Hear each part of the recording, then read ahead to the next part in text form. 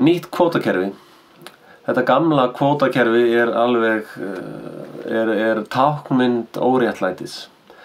Nýtt kvótakerfi, við tökum fyrst núverandi kvótakerfi, þannig að ef það eru 52 tonn eða 52.000 tonn eða hvað það er 52 spil hérna, þá það í dag þannig að ef ég útgerðarmaður, þá færð þú sem íslenska þjóðin 1, 2, 3 spil í arð af fiski í auðlindinni og ég fæ restina. Þannig kerfið í dag, sem svo óréttlátt að það hálfa væri nóg.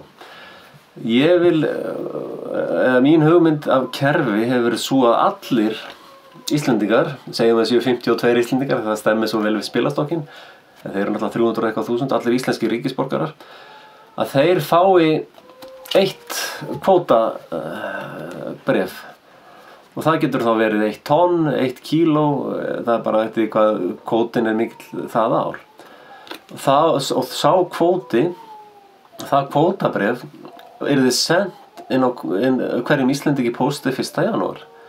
Þá fá allir sinn hlut í arði þjóðarinnar á auðlindinni.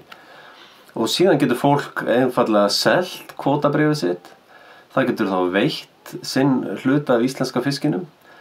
Það getur ekki veitt, það hugsar kannski ég vil vernda náttúruna, þannig að þá getur þú sleppt, þá ertu búin að tryggja það að þitt tonn eða 100 tonn eða 1 tonn eða hvað mikill fiskur, þá ertu búin að tryggja það að það tonn fara að synda áfram í sjónum.